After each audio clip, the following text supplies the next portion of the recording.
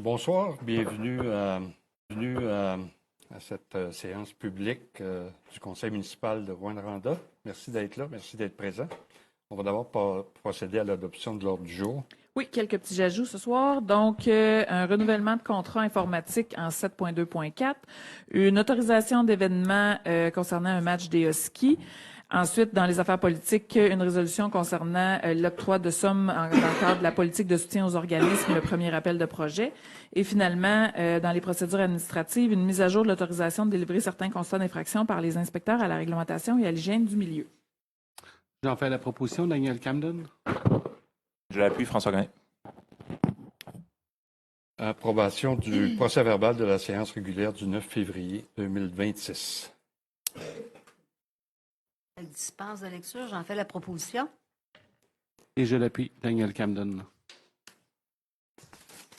Dans les suivis des dossiers politiques, évidemment, je vais revenir là, sur la prise de position politique qu'on a prise le 9 février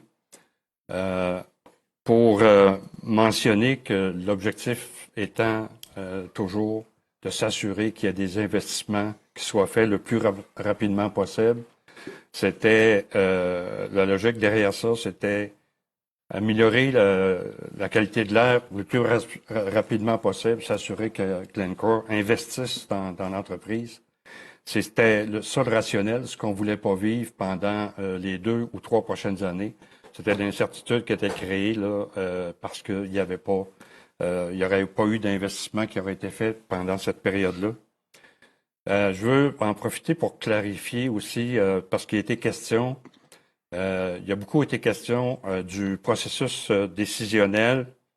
La décision qui a été prise, ou la prise de position, c'est une prise de position politique et non pas une décision qui vient dans les champs de compétences du Conseil. Donc, c'est la raison pour laquelle ça n'a pas été fait en séance publique. Alors, on l'a fait de cette manière-là. Pour nous, c'était de donner à François Legault la position du Conseil, position majoritaire. C'est ce qui a été fait. Depuis cette position-là, nous, on a continué à travailler sur le dossier. Il y a une lettre qui a été envoyée au premier ministre, donc la lettre a été rendue publique. Ils ont accusé réception. On devrait avoir la réponse cette semaine. C'est un accord. Je veux juste rappeler que c'est un accord de principe. Alors, c'est ce qu'on lui a communiqué. Ce qu'on a demandé, c'est d'être informé de l'évolution des investissements annoncés, suivre de près l'avancement des travaux, un calendrier d'investissement et nous assurer que les engagements pris se traduisent par des actions concrètes et mesurables. Donc, il y a une lettre qui a été transmise à Glencore on a reçu une réponse aujourd'hui, elle n'est pas publique, mais elle va être publiée là, dans les prochains jours. Mais essentiellement, ce qu'on souhaitait, c'est que l'entreprise investisse dès maintenant dans des technologies permettant d'améliorer de manière tangible et mesurable ses performances environnementales, que soit maintenu l'ensemble des engagements relatifs au rachat des résidences situées dans la zone tampon, à la démolition des bâtiments acquis, que le programme volontaire de décontamination des sols soit renouvelé et élargi afin que l'ensemble des citoyens du quartier Notre-Dame puissent en bénéficier et que la fonderie communique avec transparence et précision ses intentions ainsi que les actions concrètes pour réduire les émissions avec des échéanciers clairs qui permettent à la population de constater les progrès réalisés. Donc, je vais passer la parole à M. Camden pour une autre partie là, de... Oui, bien, je vais vous parler un peu du bilan très plus que positif du développement de Rouyn-Noranda. Si on parle au niveau des permis, en 2025, on a eu une hausse de 7 par rapport à 2024, c'est-à-dire 1888 permis et certificats d'utilité sur le territoire. Ça, c'est vraiment une hausse importante, c'est intéressant. Et c'est 196,7 millions d'investissements globaux qui ont été faits dans Rouyn-Noranda. tout type de travaux confondus, c'est une hausse de 10 par rapport à l'année passée. Si on regarde que depuis les 10 dernières années, c'est 1155 nouvelles unités de logement qui ont été construites à Rwanda. C'est majeur, c'est intéressant, c'est le fun, on avance du bon côté. Et ce qui nous amène aussi à notre taux d'occupation du logement à en haut du 1 %. Donc, ça aussi, c'est une belle augmentation, une belle variation qui s'en vient pour nous. Il ne faut pas oublier que dans je parlais de 155 unités de logement qui ont été produites, dans la dernière année, c'est 194 unités locatives, dont 120 sont des logements abordables. On avait de la demande, on a travaillé fort avec nos partenaires pour réaliser ça et je pense que c'est un bon coup pour la ville de Rwanda, pour ceux qui sont plus à risque, de les accompagner dans ce dossier-là. On a 8 concrétisations de 8 projets majeurs dans le secteur commercial et industriel, dont le centre aquatique qui va être bientôt réalisé. La clinique interdisciplinaire de la santé globale de l'UQAT et le bâtiment du groupe Dion qui habitera la consignation. Dans ces nouveaux chiffres aussi, c'est que 243 nouvelles unités de logement, soit 49 maisons unifamiliales et 194 logements locatifs. C'est encore des belles réalisations à Rwanda. Ça nous montre encore la fierté des gens de Rouen de vouloir se développer puis qu'on avance, qu'on améliore notre sort pour toutes nos familles. Fait que vraiment, c'est des belles annonces qu'on a à faire aujourd'hui.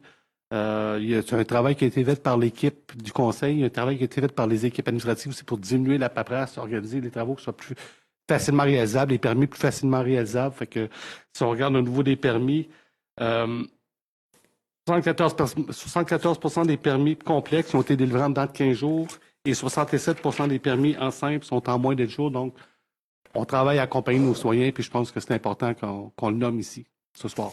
Merci. On a parlé de politique, de permis. On va parler un petit peu de sport. Je sais que M. Chapado a suivi ce dossier-là aussi dans les... Bon, je pense pas qu'on peut appeler ça un dossier, là.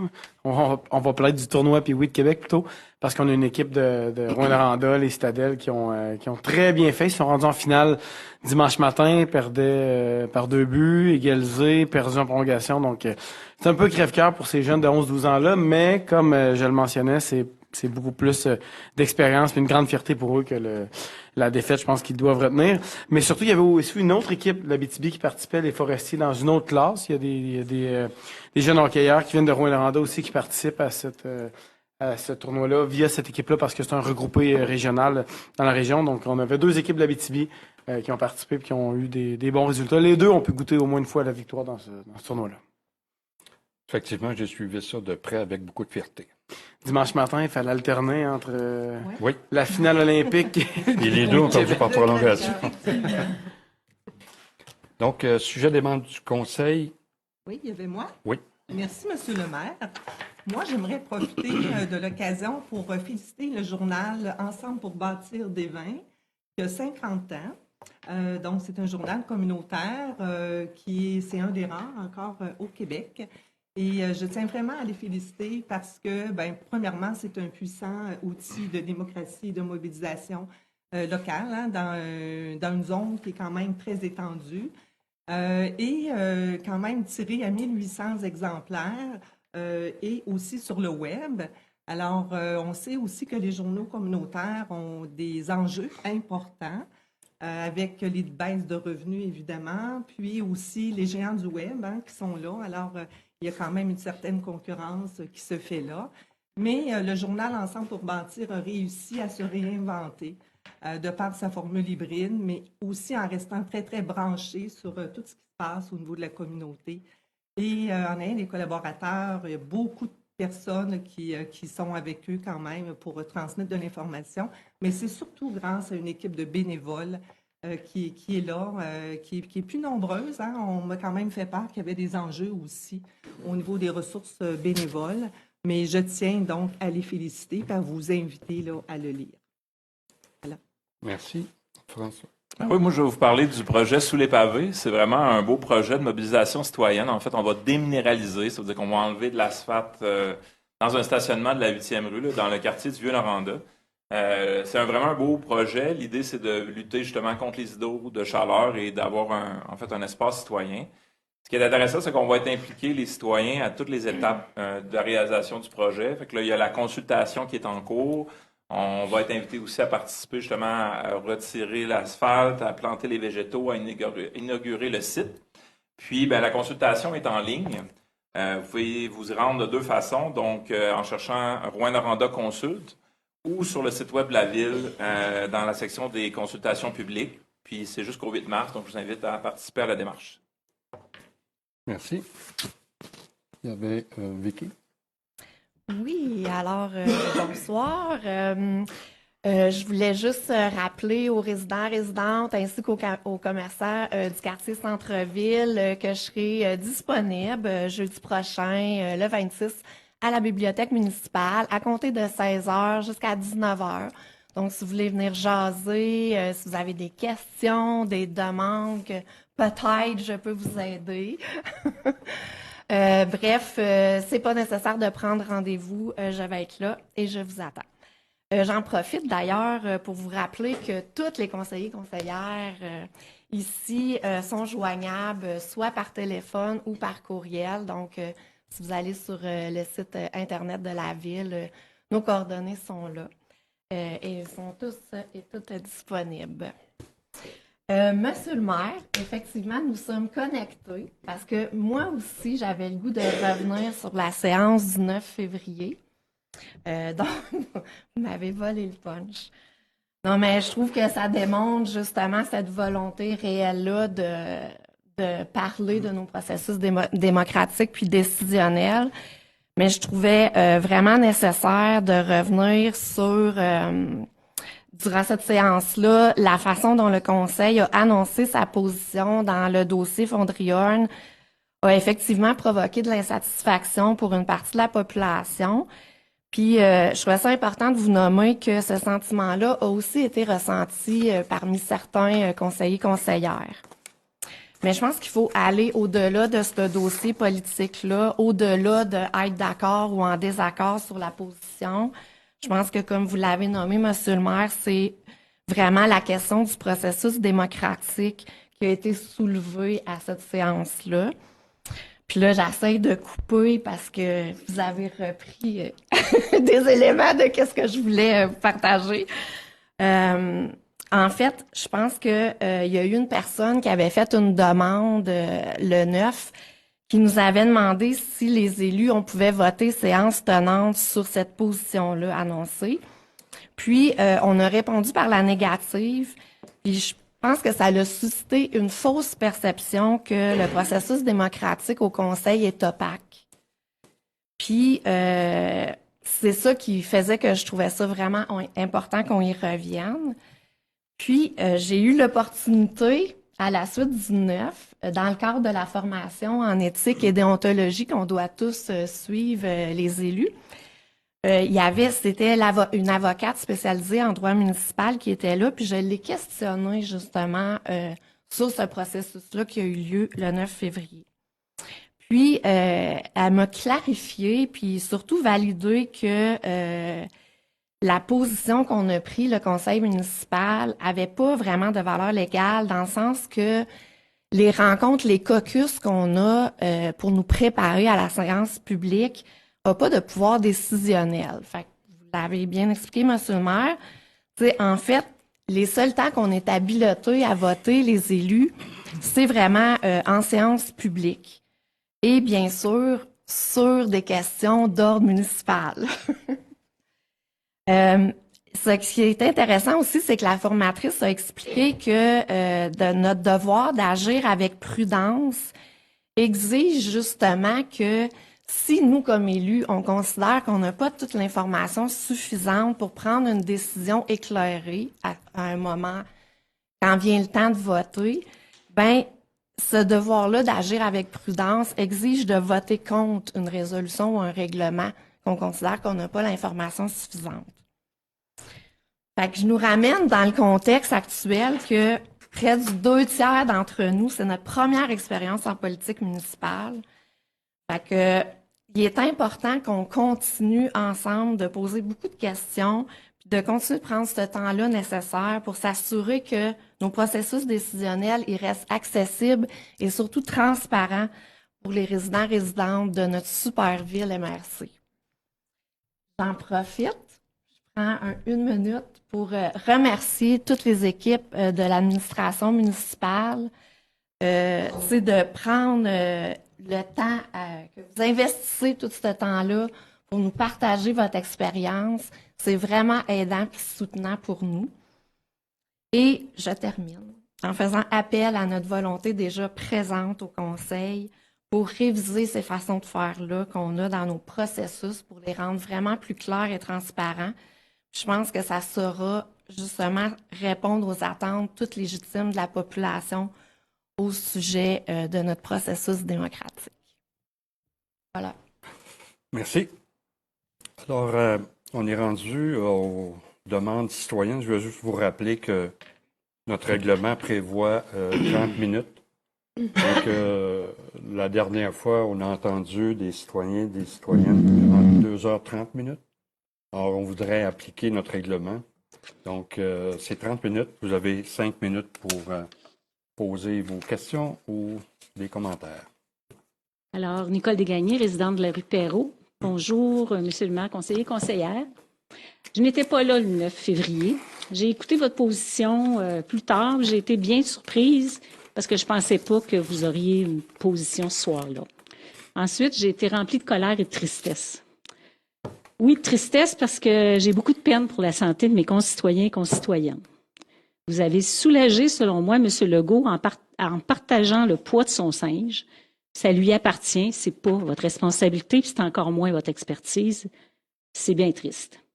J'ai pris du recul depuis ce temps-là, je pense. Vous avez pris, j'ai constaté, une décision trop rapide et non éclairée. Je pense que je l'ai entendu un petit peu tantôt. Il y aura des impacts physiques sur la santé des personnes, la santé mentale, la santé physique de toute la population, incluant celle des travailleurs. Monsieur Chapado, vous avez une sensibilité très importante pour les travailleurs, mais je pense que vous avez oublié pas mal de monde dans l'enlignement que vous avez pris. De mon côté, c'est la santé qui est mon domaine de prédilection. C'est de ça que je vais vous parler. Vous êtes sûrement en train de vous dire trop tard, notre position est prise. C'est vrai. Mais c'est pas pour le passé que je m'adresse à vous, mais c'est pour l'avenir. Parce que voyez-vous, je suis certaine que dans quelques semaines, mois, années, Glencore va revenir avec des exigences, des conditions ou un autre chantage. Il a compris que ça marche. Mon but est donc que la prochaine fois, vous soyez prêts et outillés pour bien défendre la population de Rouyn-Noranda. Puis je veux contribuer à votre apprentissage. Parce que la santé, c'est complexe. C'est pas toujours simple de se démêler. C'est comme un gros éléphant, puis ça se mange pas par petites bouchées. Il faut manger par petites bouchées. Donc, je vais y aller par petites bouchées. Vous n'êtes pas fini de me voir. Aujourd'hui, je reviens avec la lettre de la santé publique qui concernait les risques reliés au report de l'atteinte des cibles.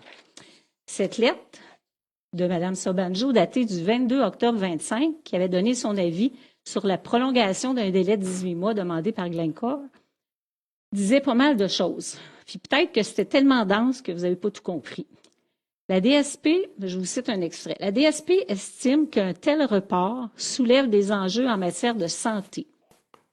La DSP souligne que les cibles moyennes annuelles de 15 nanogrammes par mètre cube journalière et de 200 par jour, établies à partir des analyses de l'INSPQ, ce sont des objectifs intermédiaires pour protéger les groupes vulnérables sur les effets chroniques, non cancérigènes de l'arsenic. Retenons ici qu'on ne parle pas des risques de cancer, on parle d'autres choses. Ces repères visent à protéger prioritairement les personnes comme les jeunes enfants puis les enfants à naître. La DSP ajoute qu'un report de l'atteinte de ces cibles pourrait exposer des nouvelles cohortes d'enfants, parce qu'il y en a d'autres qui vont naître d'ici là, au risque des effets neurodéveloppementaux. Dans ce contexte, la DSP, je la cite toujours, recommande de maintenir une approche prudente visant à atteindre le plus rapidement possible les objectifs. C'est clair, plus on retarde l'atteinte du 15, plus on accepte d'exposer des enfants à naître et des jeunes enfants à des effets sur leur développement neurodéveloppemental. J'en profite pour vous dire que malgré l'atteinte de 40 à la station de mesure, l'école Notre-Dame est toujours au-dessus de 15, puis elle va le rester selon ce que j'ai entendu. La DSP a aussi parlé de cancer dans sa lettre. Je la cite. quant aux effets cancérigènes, une moyenne annuelle de 45 dans l'air constitue un niveau de risque correspondant à un excès de cas de cancer de 1 sur 10 000. C'est reconnu inacceptable par les organismes internationaux. Quand on voit un chiffre comme 1 sur 10 000, on ne comprend pas toujours tout ce que ça veut dire.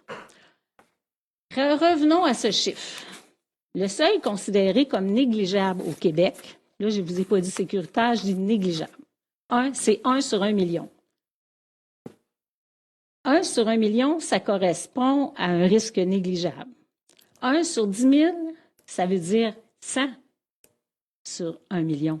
Ça veut dire qu'à 45, on est à 100 fois plus de risque d'effets cancérigènes que ce qui est négligeable et acceptable au Québec. C'est ça, c'est là-dessus qu'on s'en va, c'est là qu'on est. La DSP mentionne aussi le risque de cancer lié aux 15 nanogrammes. À titre comparatif, là je les cite, la cible de 15 représente un risque de 4 cas sur 100 000. Ça dépasse le seuil considéré encore comme négligeable au Québec, qui est 1 sur 1 million. Alors, à 15, on est à 40 sur 1 million, 40 fois plus que ce qui est acceptable ou négligeable. Je vous rappelle que la station de mesure de l'École Notre-Dame est toujours au-dessus de tout ça depuis un grand bout. La DSP ajoute que c'est important de comprendre que ces estimations-là reposent seulement sur l'arsenic mesuré dans l'air ambiant. On ne parle pas de l'ingestion de poussière, de sable, puis on ne parle pas aussi de la présence de tous les autres métaux, métalloïdes qui sont dans l'air, cadmium, thon, nickel, donc ça sous-estime le risque. C'est pas bien mesuré. C'est incomplet, donc c'est pire. En conclusion, dans son avis sur le renouvellement de l'autorisation, la DSP indiquait que des délais là, je vous ramène en octobre 2022, la DSP avait donné un avis avant l'autorisation. Ils indiquaient que les délais par rapport aux cibles dans le plan proposé ne devraient plus être tolérés, pas de délai. Elle recommandait également d'exiger des plans de contingence pour s'il y avait des imprévus, qu'on soit capable de faire quelque chose parce que ça ne marchait pas.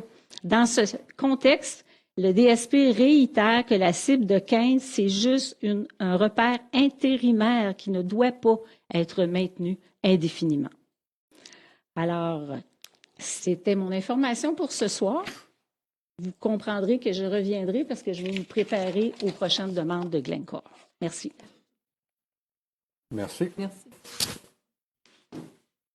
Est-ce qu'il y a d'autres citoyens et citoyennes qui souhaitent prendre la parole?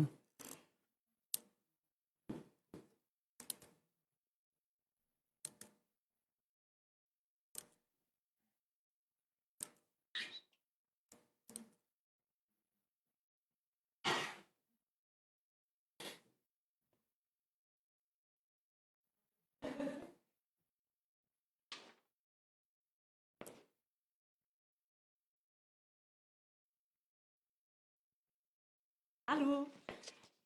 Gabrielle Zaguiré-Palardo. Je suis là aujourd'hui dans mon rôle de chargée de projet à l'Association des locataires de l'Abitibi-Témiscamingue. Je suis accompagnée de Juliane Charbonneau, artiste en art et de deux de nos membres, Ginette et Emmanuel. En fait, on vient vous remettre des zines. Peut-être parler dans le micro parce que le monde n'entend pas. OK. Tu peux leur lever aussi un peu. Oui, c'est ça, j'ai pas... Bon. Donc... Vous m'entendez, là? On vous apporte, en fait, des zines qui ont été réalisées par des femmes locataires dans le cadre d'un projet qu'on a réalisé en partenariat avec le Centre Entre Femmes et l'Atelier des Millefeuilles. Puis qui a été financé aussi par la ville de Rouyn-Noranda. Puis on souhaitait vous remettre des copies, en fait, du travail qui a été fait par les femmes pour vous rappeler qu'on attend de la municipalité qu'elle fasse tout en son pouvoir pour lutter contre la crise du logement, notamment sur la dimension de l'abordabilité, puis j'oserais ajouter abordabilité réelle. Également, pour vous rappeler... que vous représentez aussi une partie grandissante de la population qui peine à se loger convenablement, puis que vous avez le devoir en fait de représenter et de défendre aussi les intérêts des plus vulnérables d'entre nous, de considérer leurs paroles, puis même de leur accorder la place qui leur revient dans les processus décisionnels. Je vais laisser la parole à mes consoeurs pour qu'elles vous en parlent davantage. Merci. Alors bonjour, Juliane Charbonneau. J'ai participé, comme le disait Gabriel, en tant qu'artiste et en tant que citoyenne concernée par les enjeux du logement, personnellement aussi. Donc, en fait, ce que vous allez recevoir aujourd'hui, c'est le fruit du travail des femmes qui ont collaboré à ce projet-là. Donc, en tout et partout, il y a 5 zines qui ont été produits, 5 zines différents. Ce sont des zines qui ont été imprimés à la main, donc en lithographie, dans un tirage de 50 copies au total. Puis le zine, en fait, c'est un petit livre, là, juste pour que vous sachiez un peu ce que vous allez voir, là. C'est un tout petit livre auto-édité, en fait. Donc, on prend une seule page, donc, et on la plie pour faire un petit livre. Puis, c'est un ouvrage, en fait, qui permet de s'exprimer assez librement, sans passer par l'édition, puis en ayant un volet aussi très artistique. Donc, on a 5 zines au total qui ont été imprimées à la main. Et je tiens aussi à souligner que ça a créé des liens entre les citoyennes de Rouyn-Noranda, qui sont des liens assez concrets puis qui étaient assez touchants aussi. Donc, au-delà d'une production artistique, il y a aussi des liens qui se sont créés entre plusieurs institutions et plusieurs citoyennes de la ville. Puis, je vais laisser 2 citoyennes présenter leurs zines pour vous en parler un peu davantage. Merci.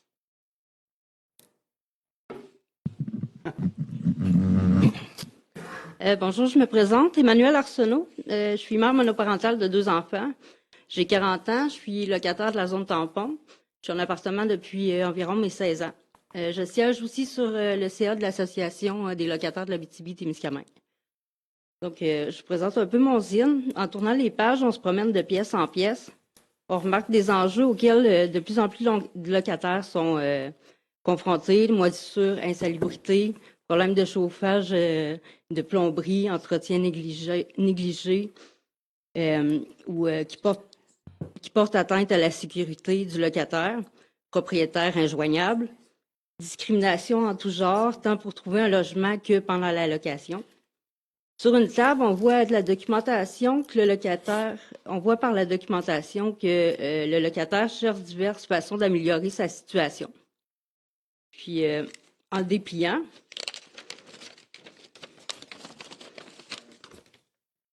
on se rend compte que c'est un seul et même appartement. Ça nous donne aussi une vue d'ensemble de la situation du monopole, celui des gestions immobilières. Le zine invite aussi à la solidarité entre les locataires, à faire connaître et valoir nos droits, à se regrouper pour demander et à être partie prenante du changement. Merci. Bonsoir tout le monde. Moi, je vais faire ce cours, là. J'ai été aidée par l'ALOCAT pour faire défendre mes droits, OK? C'est pour ça que moi, j'aime la couleur, hein? Puis, l'ALOCAT m'a très bien préparée. Habituellement, moi, c'est une personne qui j'aime pas ça parler. Comme là, parler devant vous autres ce soir, là. Fait que j'ai décidé qu'il fallait que je parle si je voulais faire valoir mes droits. Et puis, j'y suis arrivée. Je me suis présentée à Régie du logement, puis j'ai gagné grâce à l'ALOCAT qui m'a épaulée, qui m'a vraiment aidée à me préparer parce que en tant que locataire, on a le droit aussi de se défendre, là, tu sais. Fait que c'est ça. Merci. Donc, on vous remet une copie. On a une copie de chaque zine pour Monsieur le maire, puis une copie de chaque zine pour l'ensemble du conseil. Puis je vous ai aussi fait un résumé de plus approfondi du projet, puis des discussions aussi, des échanges là, qui ont eu lieu entre les femmes locataires pour que vous puissiez vraiment avoir mieux accès aux enjeux qu'elles vivent. Merci à la LOCAT pour le rôle que vous jouez à Rouyn-Noranda. C'est vraiment apprécié. Merci. Directement. Comme vous voulez. Ça fait que les avoirs en double pour pouvoir les... Oui, c'est bon.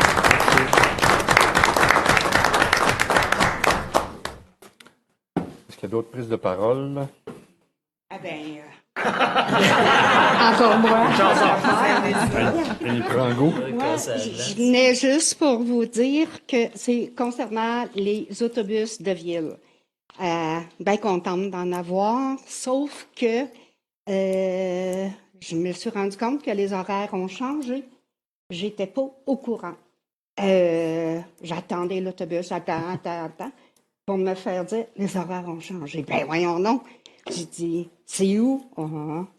Puis on m'a dit qu'on les aurait juste dans 1 mois. C'est-tu vrai? C'est-tu pas vrai? Je le sais pas. Je comprends pas très bien, Madame Ginette. Qu'est-ce que vous voulez dire? Les horaires, on les a changés. On a procédé par règlement. Donc, la semaine passée ou le 2 semaines qu'il y a des horaires qui ont été changés. Ben, pas à ma connaissance, Madame la greffière. Normalement, quand on fait des changements, on est obligé de le passer par règlement. C'est bien ça, Madame? Fait qu'on a passé ça cet automne, là, avant même avec le nouveau conseil, avant que le nouveau conseil arrive. Donc, on a fait ça dans les règles de l'art.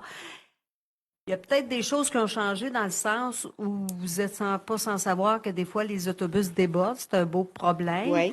Alors ça, c'est sûr que quand ça déborde, qu'il faut qu'ils arrêtent sur le coin, il faut qu'ils disent, c'est sûr qu'il peut y avoir des délais qui ont été rallongés, si on peut dire, mais qu'il y a eu vraiment un changement d'horaire au moment où je vous parle. Moi, je ne suis pas au fait, puis le conseil municipal, en tout cas, qui est ici, n'est pas au fait du changement de la grille horaire des autobus.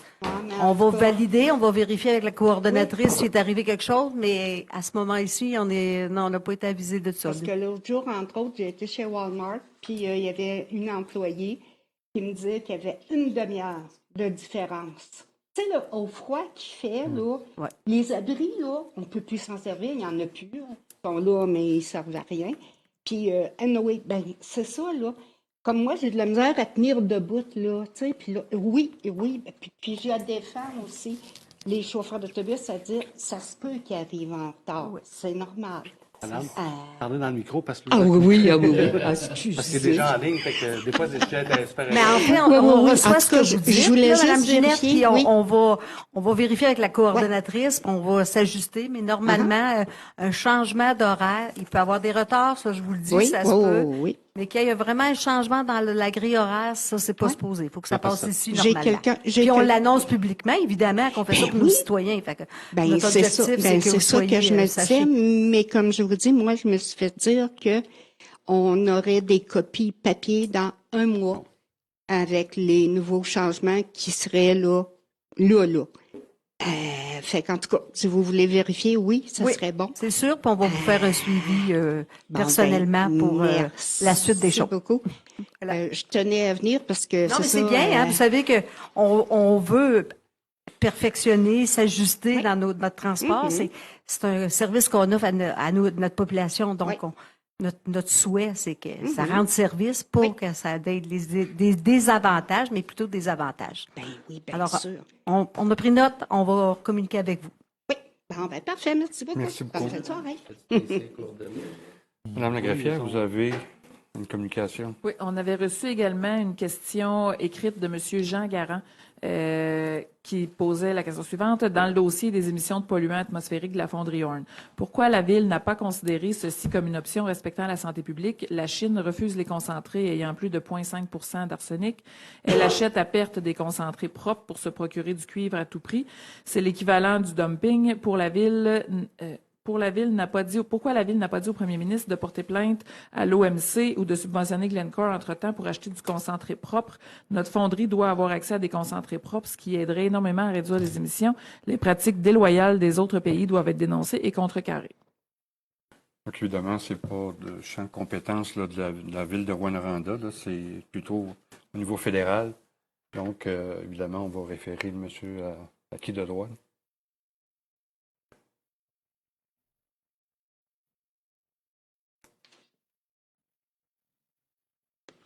Bonsoir. Jennifer Ricard-Turcotte, citoyenne de Rouyn-Noranda. Il y a 2 semaines, vous avez, enfin, la majorité d'entre vous, puisqu'on sait ni qui et très peu de choses sur les discussions et la réflexion qui ont entouré votre position, vous l'avez abordé. Là. Merci d'avoir éclairci un peu les choses en début de séance. Tu lever le son un peu parce qu'on n'entend rien. Oui, est-ce que je parle dans le micro? Oui, bien sûr. On entend. Là, on entend bien, oui.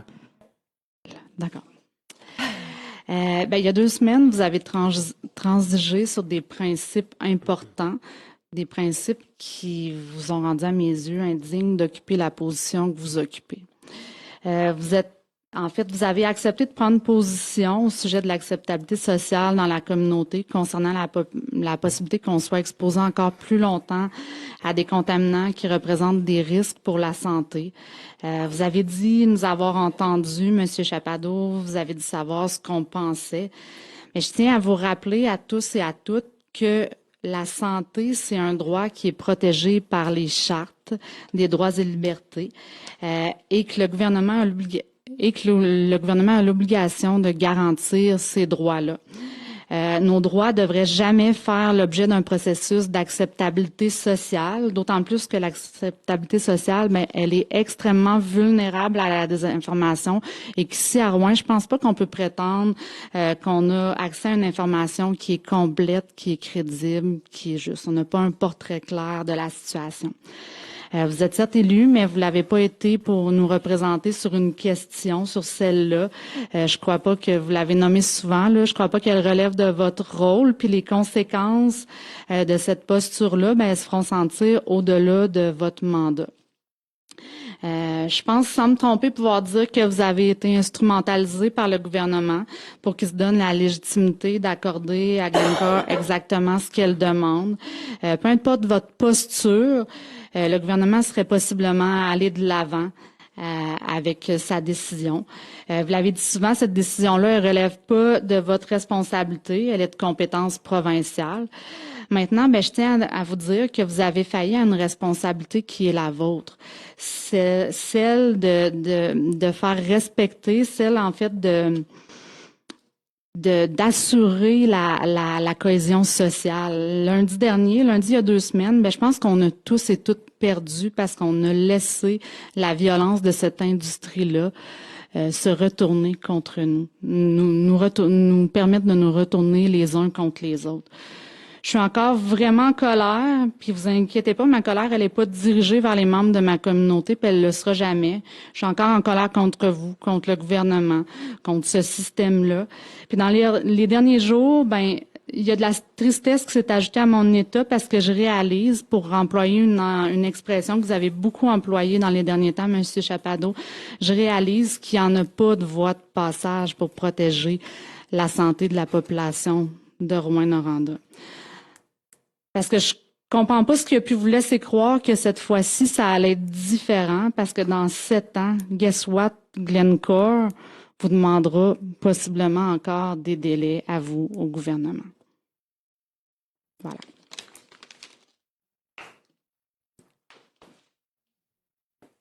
Merci. Donc, est-ce qu'il y a d'autres interventions, une dernière intervention? Parce qu'on... Ça va? Dérogation mineure, le PPC moins. Oui. Le comité consultatif d'urbanisme a été saisi vraiment de beaucoup de demandes cette semaine. On sent que le printemps s'en vient, que les gens ont des projets, donc je vais les présenter en bloc. Vous êtes invités à vous prononcer, là, faire des commentaires, des questions entre la présentation de chaque projet. Donc, je vais commencer par les dérogations mineures, en commençant par le 134 13e rue, où Dessercom prévoit l'agrandissement de leur bureau. Cependant, il manque une case de stationnement. C'est un petit peu trop près de la ligne avant et ce n'est pas entouré de la végétation qui était censée, mais comme le stationnement est existant depuis 2009, qu'il y a des éléments de non-conformité qui relèvent d'une erreur municipale qui remonte même à cette époque-là et qu'il est désormais impossible de se conformer complètement peu importe la nature du projet, le comité consultatif d'urbanisme a émis une recommandation qui était favorable à l'agrandissement quand même. Donc, j'en fais la proposition. Est-ce qu'il y a des commentaires, des questions? Donc, on poursuit. Au 44 rue Legault, un promoteur a fait la construction d'un édifice jumelé. Une remise a été installée à ce moment-là sur la ligne de propriété, ce qui empiète de 17 cm sur le terrain voisin. Comme c'est difficile pour le nouveau propriétaire de modifier l'emplacement de la remise et que le voisin concerné a déjà donné une servitude pour l'empiètement, le CCU est favorable à ce qu'il y ait une régularisation pour la propriété. Est-ce qu'il y avait des commentaires, des questions? C'est bon. Donc, au 3040 rue Tardif-Est, lors de la construction d'un multilogement, le promoteur a omis de soumettre les galeries qui étaient projetées au permis qui lui ont été octroyées. Mais puisqu'il s'agit d'éléments de sécurité qu'on ne pouvait pas réellement changer, que l'erreur était de bonne foi, une recommandation favorable nous a amené à vouloir accorder la régularisation. Est-ce qu'il y avait des commentaires pour celle-là? Le 11 avenue des Perdrix, on parle ici d'une petite maison mobile où l'abri auto qui était rattaché à la maison est maintenant utilisé pour être une galerie. En réalité, puisqu'il est possible d'entreposer une voiture, le CCU s'est montré favorable à ce que ce soit le même espace qui serve de galerie, donc à régulariser la non-conformité qui concerne la profondeur de l'avant-toit. Toujours pas de questions. On continue. Pour le 850 au 854 rue Davis, on est dans le développement du secteur industriel en direction des vins. Le CCU est favorable quant à l'aménagement d'une entrée charretière de 16 mètres plutôt que 10 mètres dans le but de favoriser la circulation des camions lourds sur tout le secteur et dans une courbe et que particulièrement à cette adresse-là, il va y avoir de la circulation. Donc, j'en fais aussi la proposition. Toujours pas de commentaires.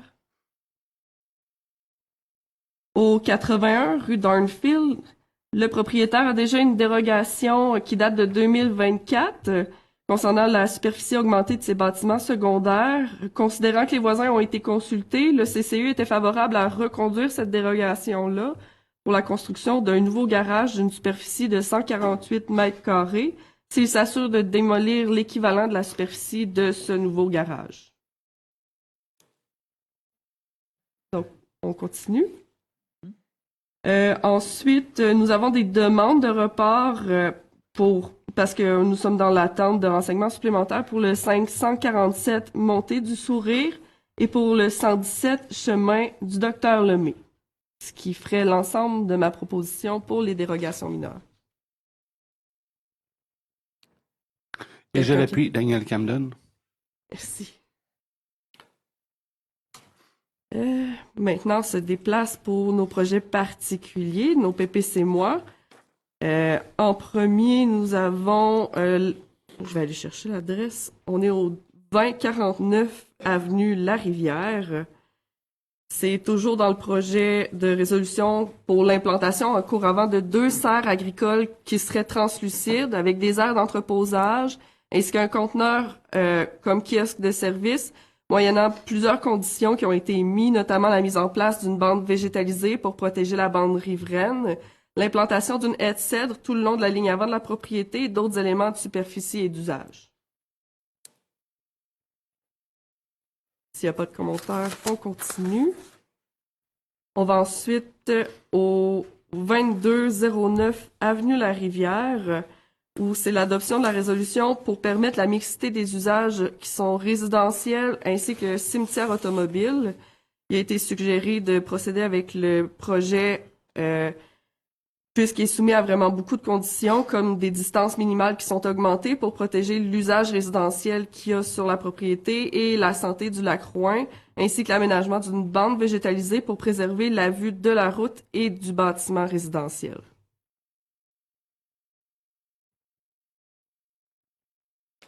Puis finalement, en dernier, nous avons sur le rang Rochon une adoption du second projet de résolution pour une implantation de services d'urbanisme en environnement à Montbéliard.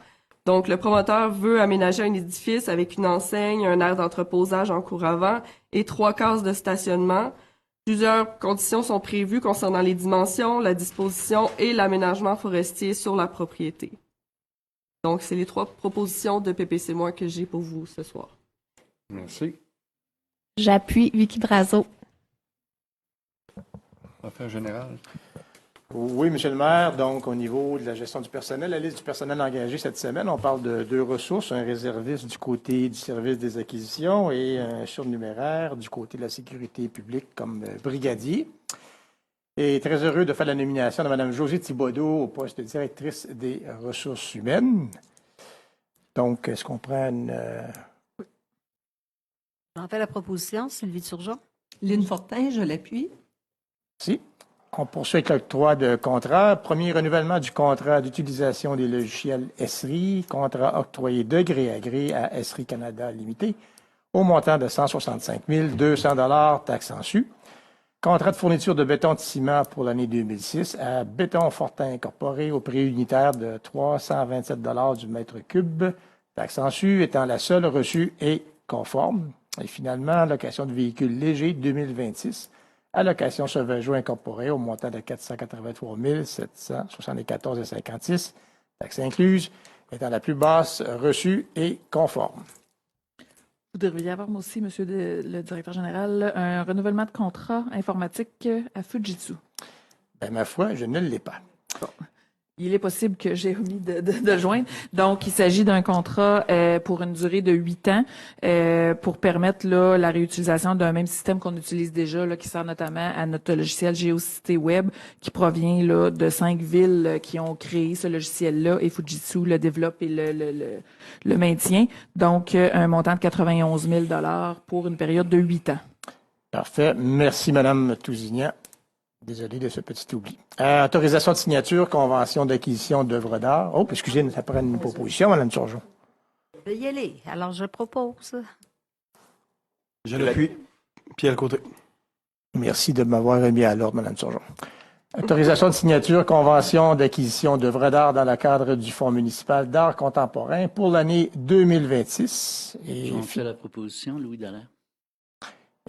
Et finalement, participation au regroupement de l'UMQ concernant les assurances visant la protection de la réputation des élus et hauts fonctionnaires. Je vais appuyer la proposition. La soirée est difficile. Hein?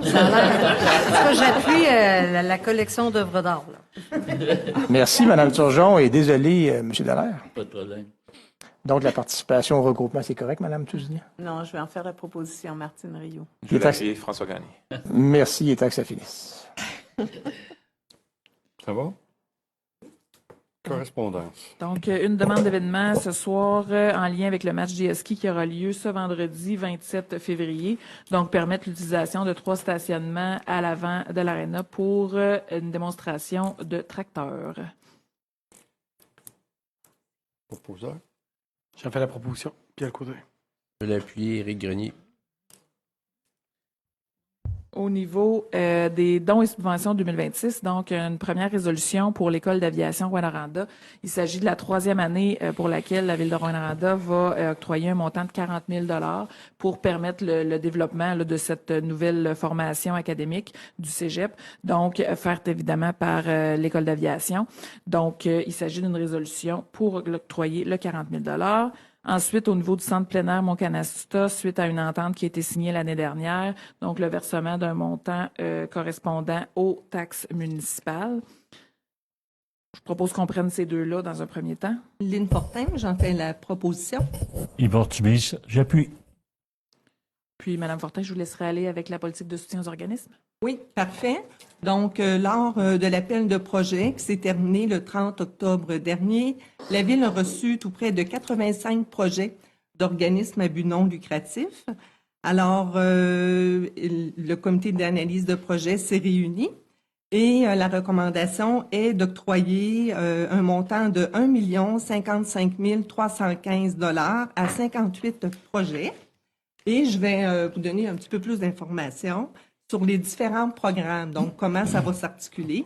Au niveau des achats d'équipements, on a 11 projets et pour lesquels on va octroyer un montant de 8 289 via le volet ruralité et de 15 266 via le volet régulier. Pour le programme projet d'aménagement, c'est 9 projets pour lesquels une somme de 52 105 va être serait octroyée, et un montant de 5 300 via le volet régulier. Pour le programme de soutien communautaire, on est à 9 projets, dont une somme de 7 760 proviendrait du volet ruralité et une somme de 261 950 via le volet régulier. Pour le programme événements locaux, on est avec 11 projets Et pour soutenir ces projets-là, ce serait une enveloppe de 23 080 via le volet ruralité et une enveloppe de 13 075 via le volet régulier. Pour le programme création, production et diffusion culturelle et artistique, on est avec 10 projets pour lesquels une enveloppe de 188 000 serait en provenance du volet régulier. Ensuite, pour les grands événements, ce sont 4 projets pour lesquels une somme de 195 490 serait octroyée via le volet régulier. Et pour les grands événements, dans le cadre du 100e, 4 projets ici pour lesquels une somme de 285 000 serait octroyée via le volet régulier. Donc, le tout pour un montant de 1 055 315. Donc, j'en fais la proposition. Je l'appuie. Monsieur le maire, je me retire des discussions étant donné que je suis président d'un organisme qui bénéficie d'une subvention. Même chose pour moi. Même chose pour moi. Moi aussi. Avons-nous quorum, Madame la greffière? Malgré tout, oui. Donc, c'est beau, Angèle. Avant de continuer, je voudrais juste préciser quand même que demain, il va y avoir une actualité sur le site web de la Ville où on va voir l'ensemble des projets là, qui vont avoir été autorisés. Et j'en profite aussi pour inviter les organismes à déposer un projet lors du 2e appel de projet qui va se dérouler pour une date d'échéance au 31 mars. Donc, préparez vos projets et on va être bien heureux de les recevoir et de les analyser avec intérêt. Merci. Ensuite, au niveau du transport collectif, donc 4 résolutions qui sont requises ce soir. La première, dans le fond, pour pouvoir bénéficier des sommes du programme d'aide au développement du transport collectif et du programme de soutien au transport adapté. La Ville doit adopter les prévisions budgétaires pour 2025, 2026, 2027. Donc, une première résolution qui vise effectivement à permettre d'obtenir ces sommes-là. Dans un deuxième temps, l'adoption du plan de développement du transport collectif 2025, 2026, 2027, qui est aussi un requis pour pouvoir obtenir les sommes. Et finalement, 2 demandes d'aide financière en lien avec le plan de développement du transport adapté et du transport en commun. Donc, une résolution pour chacun des 2 services qui va permettre d'obtenir des sommes additionnelles pour financer ces types de transports-là. Alors, j'en fais la proposition. Sylvie Turgeon. Je l'appuie. Martine Rioux. PSO, tu n'avais pas besoin de proposer un secondaire? Ça a été fait. Oui, dans ceux qui restaient. Ensuite, au niveau des actions qui sont requises en patrimoine par la Ville de Rouyn-Noranda, donc le ministère de la Culture et des Communications dispose d'un programme d'aide financière, le programme d'entente en patrimoine. Ce qui est souhaité, c'est la réalisation d'un projet qui pourrait totaliser jusqu'à 644 462 $ sur 3 ans et pour lequel la Ville doit s'engager à assumer la moitié des coûts, donc 322 231 toujours sur 3 ans. Donc, une résolution qui permettrait le dépôt de cette demande d'aide financière. J'en fais la proposition, Louis Dallaire. Je l'appuie. Élisa Maud Champagne. Et finalement, dans les procédures, dans les affaires politiques, donc un nouveau répertoire des comités internes. Le conseil municipal s'était donné là comme mandat de réviser l'ensemble des comités internes qui leur permettent là d'analyser différents dossiers. Et c'est une première mouture du nouveau répertoire, c'est-à-dire qu'il y a certains comités qui ont été revus. Il y a d'autres travaux qui seront effectués aussi par le conseil municipal en lien avec ces comités-là, d'autres comités qui pourraient émerger dans le futur. Mais pour le moment, là, il s'agit des différents comités sur lesquels les élus vont siéger au cours des prochains mois. Donc, ça prendrait une adoption. Ghislaine Fortin, j'en fais la proposition. J'appuie Vicky Brazo. Au niveau des procédures administratives, donc un acte de servitude pour une conduite pluviale sur le lot 4 871 055. On est dans le secteur de la rue Perrault-Est, près de la Maison des aînés. J'en fais la proposition. Et je l'appuie. Ensuite, plusieurs emprunts au fonds de roulement au niveau des travaux publics pour 17 500 $, au niveau de l'atelier mécanique pour 31 000 $, parc et équipement pour 94 700 $ et toujours au niveau des travaux publics, une série d'acquisitions de différents équipements pour 132 000 $.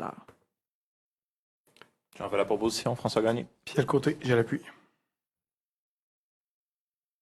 Dans les opérations comptables, dans le fond, il s'agit, la Ville s'était engagée auprès du Centre de services scolaires dans le cadre des travaux de rénovation de l'école Le Prélude à assumer une partie des coûts pour des demandes additionnelles qu'elle avait formulées. Donc, il s'agit d'un montant de 232 908 $ pour ces travaux-là. Ensuite, au niveau du versement à Madame Frédérique Lecourt, illustratrice. C'était un versement qui aurait dû, selon la première planification, être effectué en 2024, mais ça n'a pas été fait pour différentes raisons. Donc, il s'agit maintenant de s'assurer que le montant sera versé dans l'année financière 2025. Quand la Ville vend des terrains à des promoteurs, il y a toujours une clause à l'intérieur du protocole qui prévoit que si le promoteur n'a pas réalisé la construction à l'intérieur de délai de 18 ou 24 mois selon le type de construction, la Ville peut reprendre le terrain. Donc, il s'agit ici d'un montant là qu'on veut attacher justement parce que le 2 ans n'est pas terminé dans ce cas-ci, un montant de 38 262 qu'on réserve. Si jamais on avait à racheter le terrain, bien, on dispose des sommes à ce moment-là pour pouvoir le faire. Ensuite, au niveau, de remplacement d'une benne à pavage autochauffante, donc un montant de 145 000 $ pour réaliser cet achat.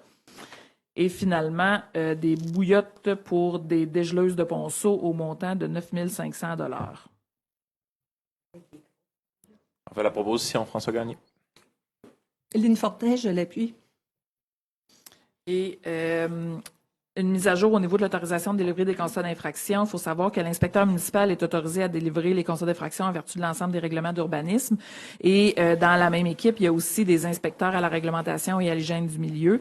Donc, ces inspecteurs-là ne disposent pas des mêmes pouvoirs pour émettre des constats d'infraction. Ils supportent évidemment le travail de l'inspecteur municipal, mais pour certaines dispositions de certains règlements, il est souhaité que, outre l'inspecteur municipal, il y ait aussi des collègues qui puissent aussi émettre des constats. Donc, il s'agit de mettre à jour les différents règlements pour lesquels les inspecteurs à la réglementation et à l'hygiène du milieu puissent émettre des constats. J'en fais la proposition, Daniel Camden. Je l'appuie. Martine Rio.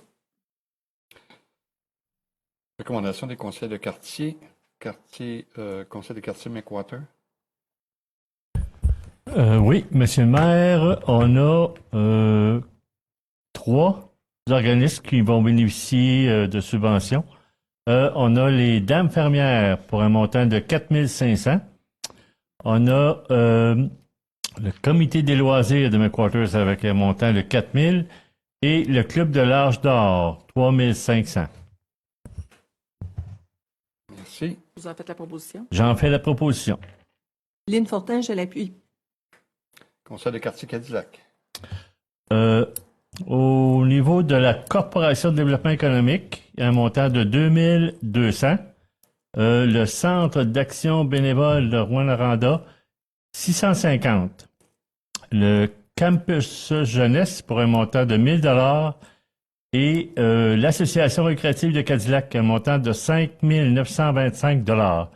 Malheureusement, étant impliqué dans un organisme bénéficiaire, je ne peux proposer. Je vais le faire pour vous. Je vais proposer Sylvie Turgeon. Je peux l'appuyer, Éric Grenier. Conseil de quartier Clérici.